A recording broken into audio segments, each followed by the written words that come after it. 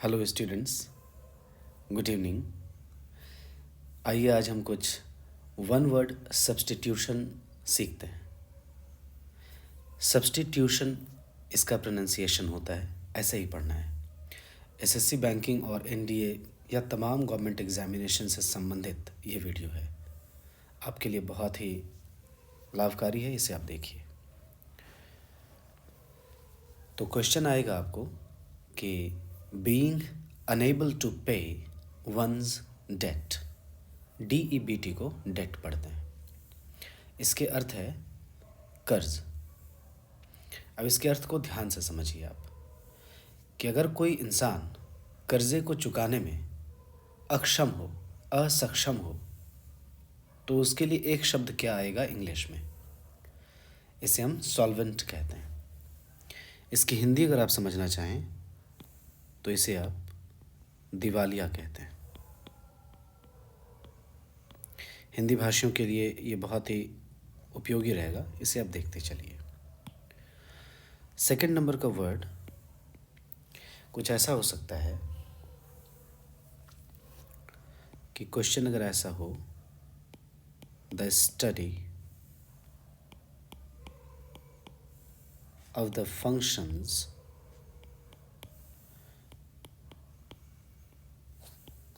of the body। और देखो, हड़बड़ी करने से कुछ भी समझ में बातें नहीं आती हैं। थोड़ा इत्मीनान रखो और इसे सीखते चलो। इसके लिए शब्द है इंग्लिश में फिजियोलॉजी, लेकिन समझें पहले क्या है ये।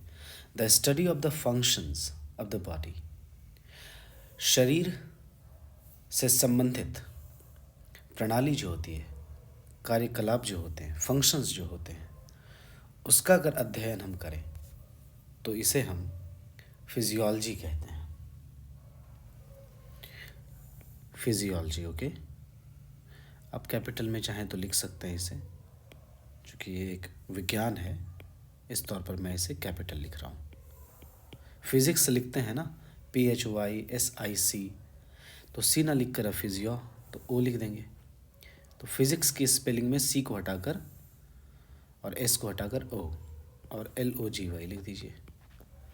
आसान हो गया, क्योंकि साइकोलॉजी, फिलॉसफी और फिजियोलॉजी, इनकी स्पेलिंग याद रखने में बड़ा सरदर्द होता है। इसकी हिंदी क्या होगी? इसको आप कहेंगे जीव विज्ञान, ठीक है। 10 वर्ड्स इसमें मैं बताऊंगा, एक क्लास में कोशिश करूंगा कंटिन्यू रहे।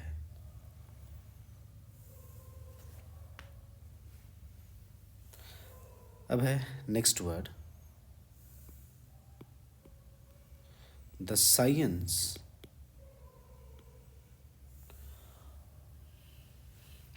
साइंस of telling events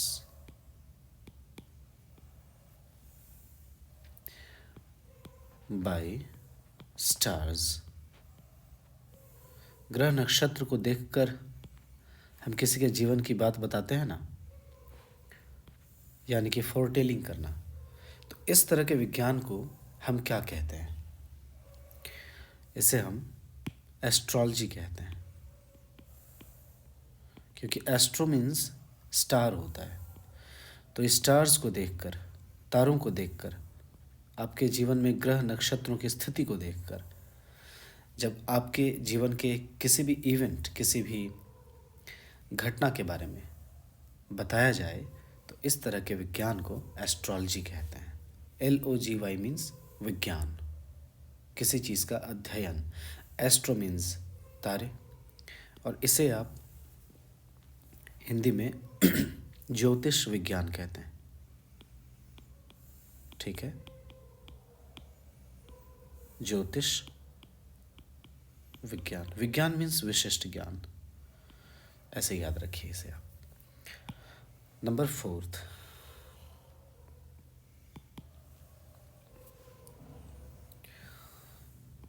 अगर क्वेश्चन ऐसा आए, गवर्नमेंट by officials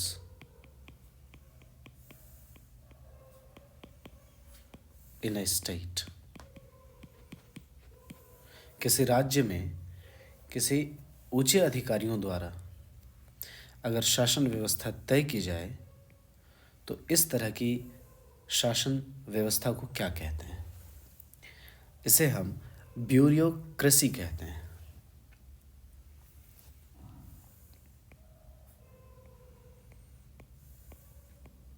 ब्यूरो की स्पेलिंग देखिए पहले आप, BUREAU, और इसके साथ हम लिखेंगे कृषि। जैसे आप डेमोक्रेसी में कृषि वर्ड देखते हैं, तो ब्यूरो मीन्स हो गया ऑफिशियल्स, रिलेटेड टू ऑफिशियल्स, ठीक है, अधिकारियों से संबंधित। और कृषि का अर्थ होता है शासन, और हिंदी में इसे आप नौकरशाही कहते हैं। गजब की बात है, इधर अधिकारियों का हम शासन कह रहे हैं और यहाँ हम हिंदी में लिखते हैं नौकरशाही। कहने का क्या अर्थ है कि जितने भी बड़े अधिकारी हों वे तो जनता के लिए नौकर ही तो होते हैं। नौकर एक श्रेष्ठ शब्द है। नौकर मीन्स सेवक, तो इसे हम सेवक के तौर पर देखें, ना कि कुछ और। आइए नेक्स्ट वर्ड सीखते हैं। अगर क्वेश्चन ऐसा हो आपका, an office without any work, okay,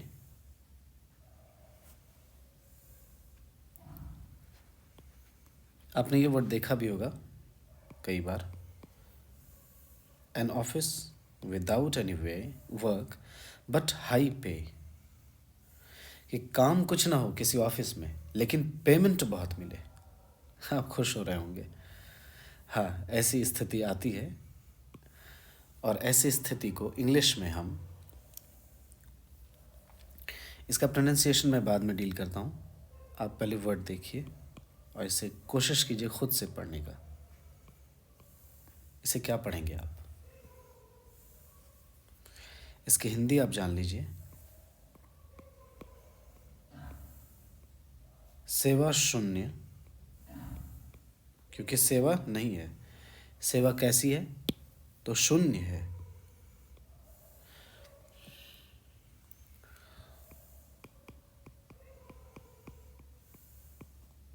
ये इसकी हिंदी होगी, ठीक है। सेवा शून्य वैतनिक, और ये जो हमने शब्द लिखा है SINECURE, इसे हम पढ़ते हैं सिनिक्यूआ, सिनिक्यूआ, या फिर दूसरी स्टाइल में साइनिक्यूआ, साइनिक्यूआ, ठीक है। कुछ लोग इसको साइनिक्यूआ पढ़ते हैं, लेकिन करेक्ट प्रोनाउंसिएशन इसका सिनिक्यूआ है, या साइनिक्यूआ, साइनिक्यूआ, ये स्टाइल होनी चाहिए। अगर आप इसे फोनेटिक्स में देखना चाहते हैं तो ऐसे कुछ देखिए, दिस इज सिनी, this symbol stands for the sound ka, sini, क्यूआ,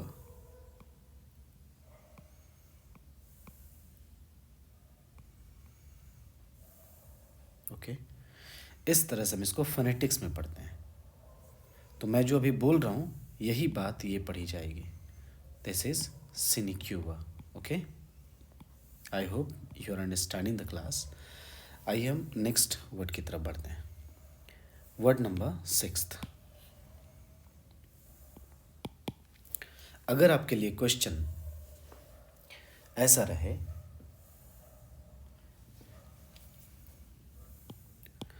कि a medicine to counteract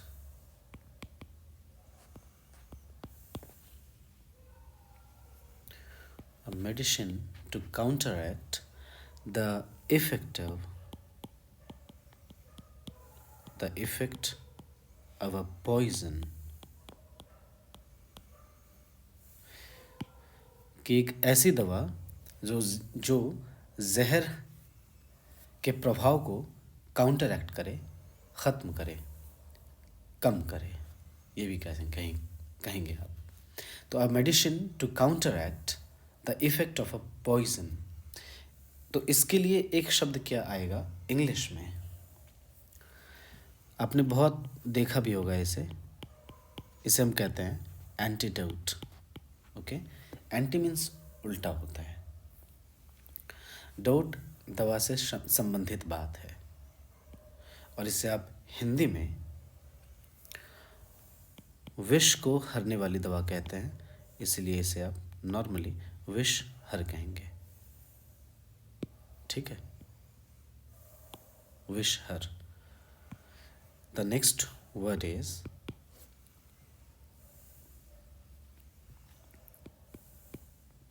N admirer of art.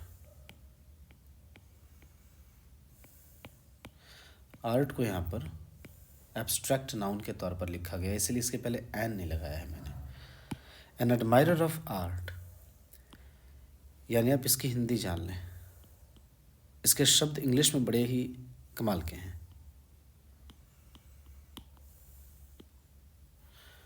Hindi में आप इसे कहते हैं कला प्रेमी।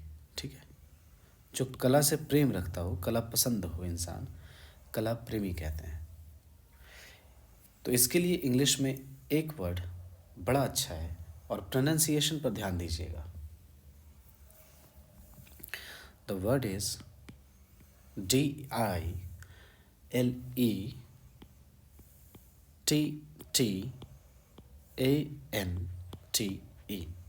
बड़े ध्यान से इसको समझिएगा। तो DIL, आपको दिल तो लिखा हुआ यहीं दिख रहा है ना, और इसके बाद फिर यहाँ से अलग एक शब्द दिखता है। तो कला प्रेमी को इंग्लिश में डिलीटांटे, ठीक है, क्योंकि इंग्लिश में टी का साउंड ट आता है, फ्रेंच में टी का साउंड त आता है।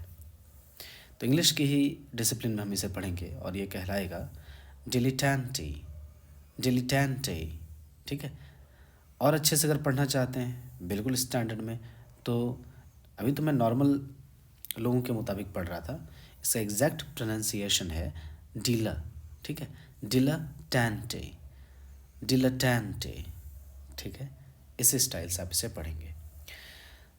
तो देखिए ना, दिल लिखा हुआ है इसमें, इससे समझ जाएं कि जिसका कला के प्रति दिल आ गया हो, हृदय आ गया हो, उसे डिलेटेंटे यही पढ़ेंगे। आई होप कि you are enjoying the class. बहुत कुछ आपको अच्छा लग रहा है, समझ में आ रहा है। अच्छे लोगों तक इसे भेजिए, और जो एसएससी की तैयारी कर रहे हैं उसे ज़रूर भेजिए। आप भी सीखें, इंडिया को भी सीखने में मदद करें। ज्ञान की बहुत ज़रूरत है भारत में। आगे बढ़ते हैं क्वेश्चन नंबर 8 की तरफ। अगर कभी ऐसा क्वेश्चन है, बड़ा ही ये मज़ेदार क्वेश्चन है कि एक पुरुष में अगर स्त्री का गुण हो तो इसके लिए एक शब्द क्या हो सकता है इंग्लिश में? A man having the qualities of women. Okay, a man having the qualities of women. यहाँ देखिए women लिखा है, ठीक है, इसका प्रोनाउंसिएशन होता है women। women वगैरह नहीं बोलेंगे कुछ, और WOMAN का प्रोनाउंसिएशन होता है वुमन, वुमन, और EN वाले का प्रोनाउंसिएशन है विमेन। आइए इसके लिए शब्द सीखिए। इसे हम इंग्लिश में ऐसे 8 वर्ड्स ही हुए हैं अभी तक।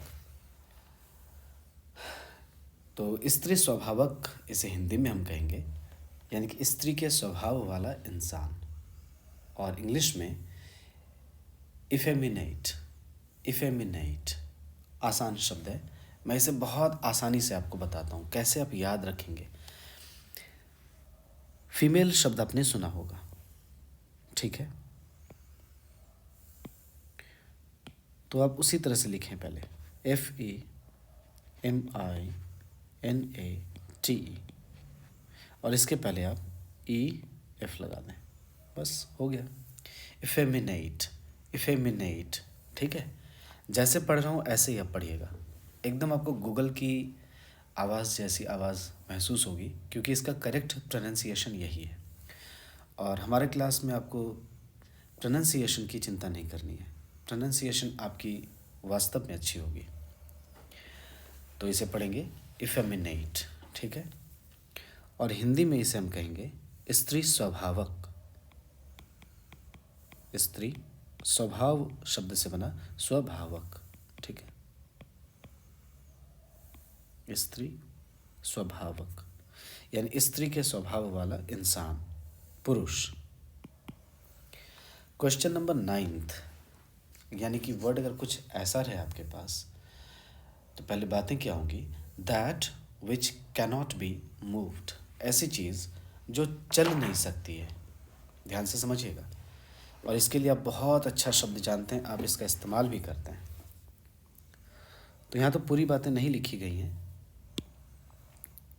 यहाँ आधी बातें हैं कि द थिंग दैट विच, तो मैं दैट्स लिखता हूँ, दैट विच कैनॉट, कांट लिख देते हैं, कांट बी मूव्ड, ऐसी चीज़ जो चल नहीं सकती है, जो निश्चल है, अपनी जगह से हट नहीं सकती है, इसे हम इमोबाइल कहते हैं। ध्यान देना, अब मोबाइल शब्द का आज अर्थ बता रहा हूँ आपको। मोबाइल का अर्थ होता है भ्रमणशील, ठीक है। और आई एम इम लगाया नॉट की मीनिंग डालने के लिए।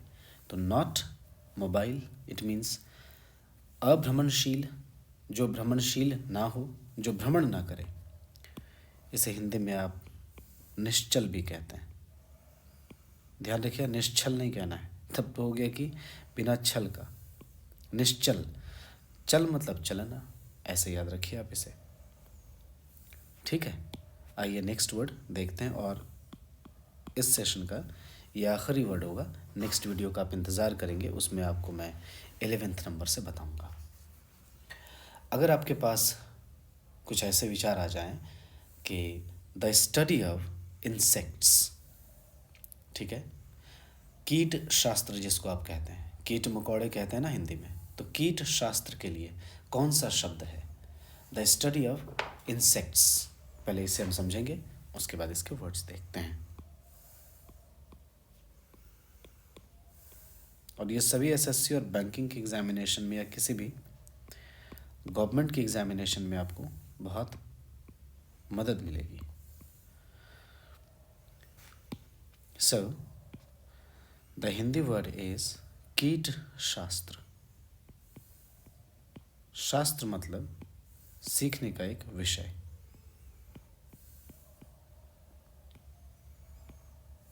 तो एक ऐसा विषय जो कीट मकोड़ों के बारे में अध्ययन करे। इसे हम इंग्लिश में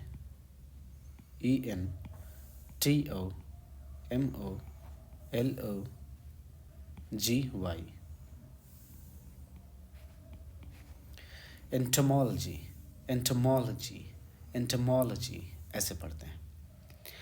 तो आज की क्लास को आपने ध्यान से सुना, इसके लिए बहुत बहुत धन्यवाद। Thank you so much. जय भारत।